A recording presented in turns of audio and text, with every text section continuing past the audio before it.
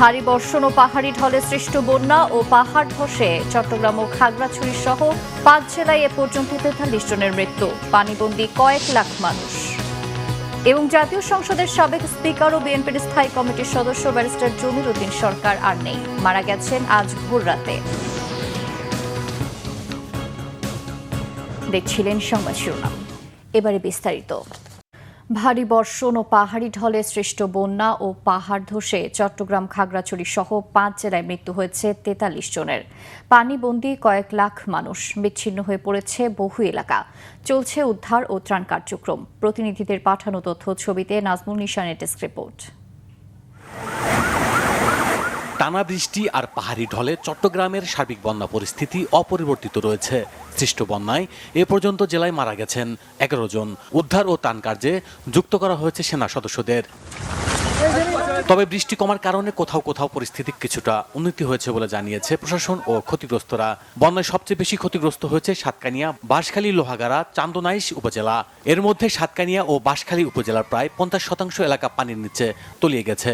পানিবন্দী হয়ে পড়েছে কয়েক লাখ মানুষ। একই সাথে কৃষি, মৎস্য ও প্রাণী সম্পদের ব্যাপক ক্ষয়ক্ষতি হয়েছে।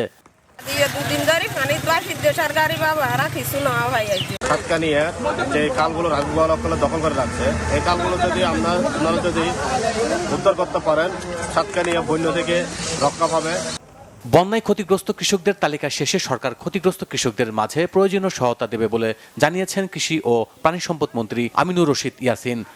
যারা যারা ক্ষতিগ্রস্ত হয়েছে সরকার তাদের সাথে সহযোগিতার হাত বাড়ানোর জন্য প্রস্তুত আছে। ওইভাবে আমাদের এগিয়ে যাচ্ছি, আমরা লিস্ট আমাদের তৈরি হয়ে যাচ্ছে ইনস্ট্যান্টলি বলছি। এদিকে খাগড়াছড়ির বন্যা পরিস্থিতি কিছুটা উন্নতি হলেও জেলায় ৩০টি গ্রামে প্রায় ৩৫০০ পরিবার পানিবন্দী। মেরুং ব্রিজ পানিতে তলিয়ে যাওয়ায় বন্ধ হয়েছে খাগড়াছড়ির সাথে রাঙ্গামাটির লংদুর সড়ক যোগাযোগ। জেলা প্রশাসক মোহাম্মদ আনোয়ার সাদাত জানান, ৩,০০০ মানুষকে আশ্রয় কেন্দ্রে নেওয়া হয়েছে। দুর্গত এলাকায় জেলা প্রশাসনের, জেলা পরিষদ, সেনাবাহিনী, বিজিবি ও জেলা বিএনপির উদ্যোগে ত্রাণ ও রান্না করা খাবার বিতরণ করা হচ্ছে। এখন তো চলাচল বিচ্ছিন্ন হয়ে গেছে, এখন অনেক লোকজনকে আশ্রয় কেন্দ্রে চলে আসছে। আমি ৩ দিন ধরে খাবার দিয়ে দিচ্ছি। ছোট বাজারে আছে, ওই জায়গায় আছে ১০৪ পরিবার, এদের জায়গায় খানা দিয়ে আসলাম। এখন আসছে এই জায়গায় খানা দেবো, এগুলো নিয়ে যাবো।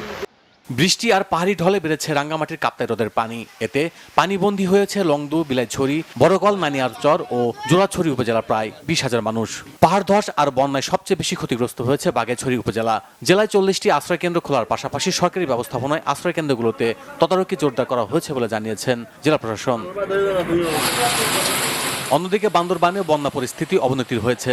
তলিয়ে গেছে জেলা সদরের আর্মিপাড়া, মেম্বারপাড়া, শেরে বাংলা নগর, হাফেজ ঘোনা, ইসলামপুর। বিভিন্ন আশ্রয়কেন্দ্রে ও বহুতল ভবনে আশ্রয় নিয়েছেন এসব এলাকার বাসিন্দারা। ব্যাপক পাহাড় ধস ও ভয়াবহ বন্যার শঙ্কায় রয়েছে বলে জানিয়েছে প্রশাসন। এছাড়া হবিগঞ্জ সদর উপজেলার লস্করপুরের কালীগঞ্জ এলাকায় খোয়াই নদীর প্রতিরক্ষা বাঁধ ভেঙে প্লাবিত হয়েছে অন্তত ১০টি গ্রাম। Bangla vision news desk. জাতীয় সংসদের সাবেক স্পিকার ও বিএনপির স্থায়ী কমিটির সদস্য ব্যারিস্টার জমির উদ্দিন সরকার মারা গেছেন। ইন্না লিল্লাহি ওয়া ইন্না ইলাইহি রাজিউন। তার মৃত্যুতে গভীর শোক প্রকাশ করেছেন জাতীয় সংসদের স্পিকার হাফিজ উদ্দিন আহমেদ। রবিবার ভোররাতে মৃত্যুর সময় তার বয়স ছিল ৯৭ বছর। অসুস্থতার কারণে রাজধানীর শ্যামলীতে বাংলাদেশের স্পেশালাইজড হাসপাতালে চিকিৎসাধীন ছিলেন তিনি। সাবেক অস্থায়ী রাষ্ট্রপতি ও সাবেক স্পিকার জমির উদ্দিন সরকার ১৯৩১ সালের ১ ডিসেম্বর পঞ্চগড় জেলার তেঁতুলিয়া থানায় নয়াবাড়ি গ্রামে জন্মগ্রহণ করেন। তিনি ২ দফা বাংলাদেশের জাতীয় সংসদের স্পিকার হিসেবে দায়িত্ব পালন করেন। বিএনপির স্থায়ী কমিটির সদস্য ছিলেন ব্যারিস্টার জমির উদ্দিন সরকার। তিনি ২ ছেলে ও ১ মেয়ে, নাতি নাতনি, আত্মীয় স্বজন ও অসংখ্য গুণগ্রাহী রেখে গেছেন। এই ছিল এখনকার মতো। পরের সংবাদ সকাল ১১টায়। এছাড়া বাংলা ভিশন সংবাদ ও সংবাদ সংশ্লিষ্ট অনুষ্ঠান দেখতে ভিজিট করুন www.bpnews24.com ও facebook.com/banglavisionnews এবং সাবস্ক্রাইব করুন youtube.com/banglavisionnews। ধন্যবাদ সবাইকে।